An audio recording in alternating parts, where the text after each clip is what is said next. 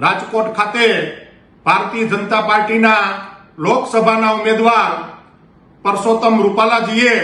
ક્ષત્રિય સમાજના જે ઉચ્ચારણો કરેલા એ બાબતે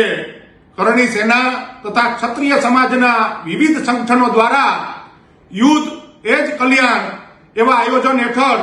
સમગ્ર ગુજરાતના ગામડે ગામડે ક્ષત્રિય જાગૃત યાત્રાનું આયોજન કરવામાં આવશે અને આથી વધીને જો પરસોત્તમભાઈ રૂપાલાનું ફોર્મ ભરવામાં આવશે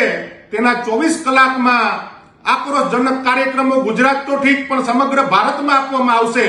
મારે ભારતના વડાપ્રધાન નરેન્દ્રભાઈ મોદીને જણાવવાનું થાય છે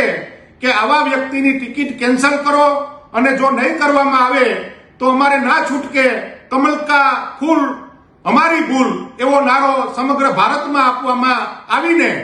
ક્ષત્રિયોની તાકાતનો પરચો બતાવવાની ફરજ પડશે.